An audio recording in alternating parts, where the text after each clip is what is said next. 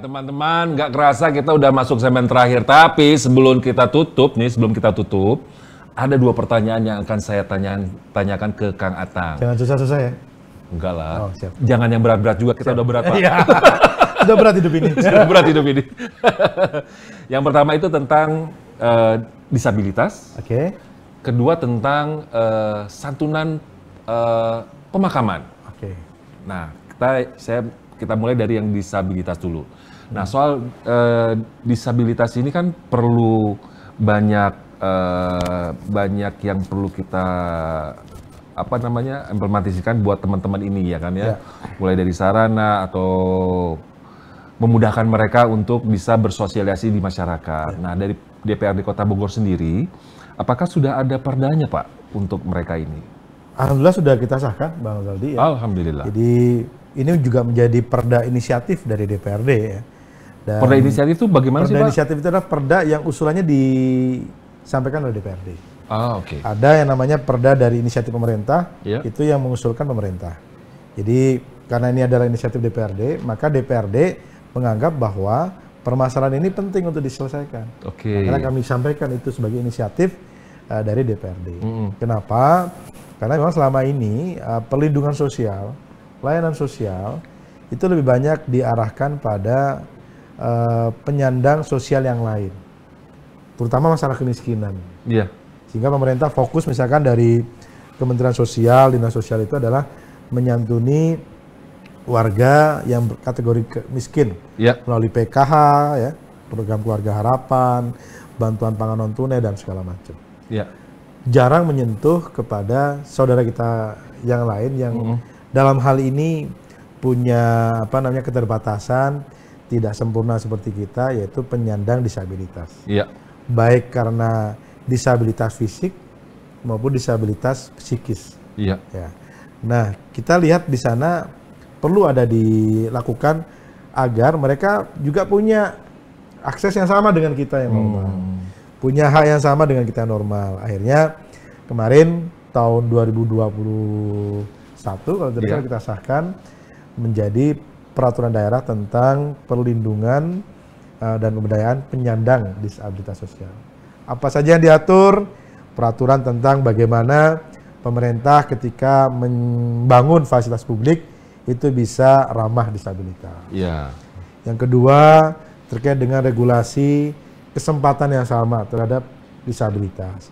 Kami apresiasi Kota Bogor, Pemkot, yang kemarin misalkan dalam rekrutmen CPNS, salah satunya adalah saudara kita disabilitas diterima sebagai CPNS di Kota Bogor.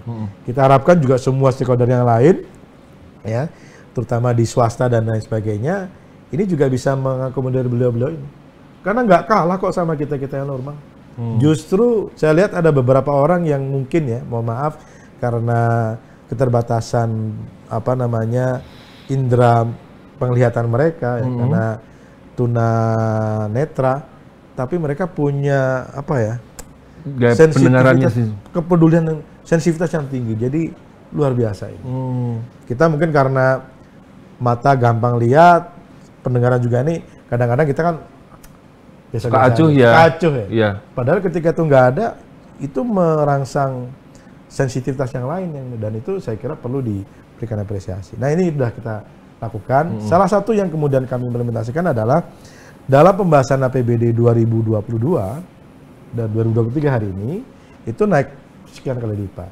Dibanding APBD 2020 kita naikkan 8 kali lipat. Akhirnya kemarin di 2022 kita bisa membagikan lebih banyak kursi roda, kemudian alat bantu pendengaran dan lain sebagainya. Mudah-mudahan ini bisa kita terus lakukan. Bagi siapa negara atau pemerintah yang bisa melindungi dan mengayomi kaum disabilitas, kaum lansia, insya Allah keberkahan dan kekuatan akan muncul. Amin. Nah, sehingga tahun ini Bang Zaldi kita juga lakukan pembahasan perda tentang perlindungan lansia. Jadi tadi yang disabilitas sudah kami selesaikan. Lansia ini juga sama, inisiatif dari kami. Saat ini sedang pembahasan. Ya, karena kita nanti juga akan masuk juga lansia.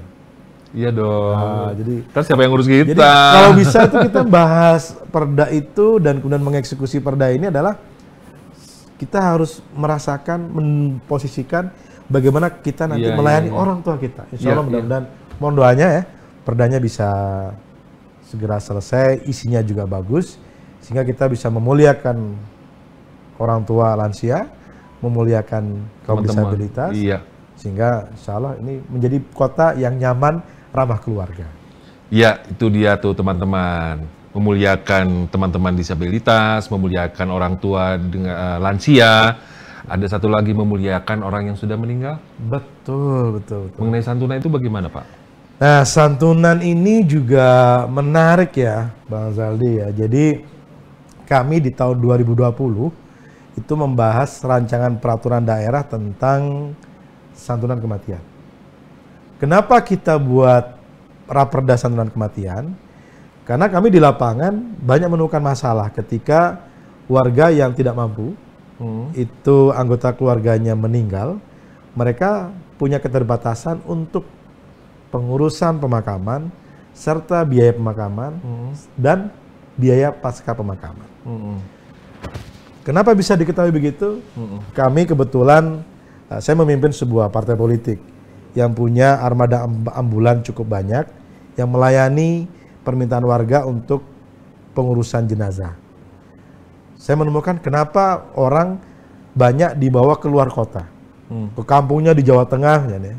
Kemudian juga ada yang di Jawa Barat tapi bagian selatan. Saya tanya, kenapa jauh-jauh? Oh Pak, kalau di sana kami punya tanah saudara kami, gratis tanahnya. Kalau di sini kami harus bayar untuk petak makamnya, nggak punya biaya. Terus saya tanya lagi, kan ambulannya juga biaya? Ya tapi kan gratis Pak. Nah dari situ kami lihat, oh ternyata untuk pemakaman ini urusan yang berat. Sudah teh mereka sedang berduka, mereka dihadapkan pada situasi harus punya biaya untuk mengurusi pemakaman anggota keluarganya. Maka kita buat perda tentang santunan kematian. Harapannya adalah ketika ada anggota keluarga yang meninggal, kita siapkan anggaran bantuan untuk pengurusan makamnya, biaya pemakamannya, dan biaya pasca pemakaman. Sudah selesai perdanya, tapi walhasil qadarullahnya tidak bisa kami sahkan. Lah, gimana sih Pak? Karena ada pendapat dari Biro Hukum Provinsi yang mengatakan bahwa ini cukup diatur dalam peraturan kepala daerah. Oh, kami kan menganggap begini, peraturan kepala daerah belum ada. Kalau bisa dibuat di perda, kenapa tidak? Lebih tinggi ininya, aturannya, sehingga bisa mengikat semua. Tapi ya ini memang debatable. Kami nggak pantang menyerah. Kami coba banding, kita ajukan ke Kemendagri untuk minta legal opinion. Ini kami ingin sahkan. Ternyata menguatkan pendapat tadi bahwa ini cukup peraturan kepala daerah. Ya, akhirnya gagal lah itu. Ya mudah-mudahan nanti kami akan dorong kepala daerah untuk bisa mengeluarkan peraturan kepala daerah untuk santunan kematian ini. Karena ini penting. Betul Pak. Bagusnya jenazah yang meninggal segera diurus. Iya, betul. Segera dimakamkan, dan itu hanya bisa dilakukan kalau dimakamkan di tempat dia meninggal. Jadi mudah-mudahan kita bisa meringankan lah beban warga yang tidak mampu ketika ada kerabat saudaranya, anggota keluarganya meninggal. Alhamdulillah ya Pak ya. Jadi kalau soal didengar dari apa yang disampaikan oleh Kang Atang mengenai perda, terus peraturan segala macamnya itu sangat menyentuh sekali ke masyarakat Kota Bogor. Khususnya warga Kota Bogor. Nah itu dia teman-teman.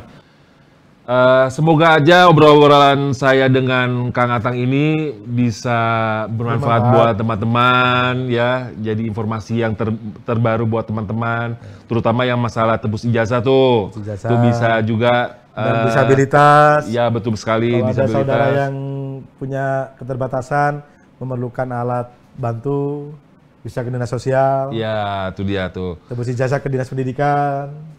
Banyak lah pokoknya. Keren nih DPRD Kota Bogor nih. Siap. Ini loh. Berat, berbobot. Beratnya lebih dari 100 kilo. Beratan saya Pak, 117 Pak. Kita bisa masuk itu dong berarti, kelas beratnya Mike Tyson gitu. Yoi. Oke, teman bicara di antara, itu dia bincang-bincang saya dengan Ketua DPRD Kota Bogor, Bapak Atang Trisnanto, lupa wae Atang Trisnanto ya, belakangnya depannya Sunda, belakangnya Jawa. Jawa Sunda. Atur nuhun Kang Atang sudah hadir di sini. Hapunten bilih ngamagal ngarepotkeun. Teu sawios, hatur nuhun pisan.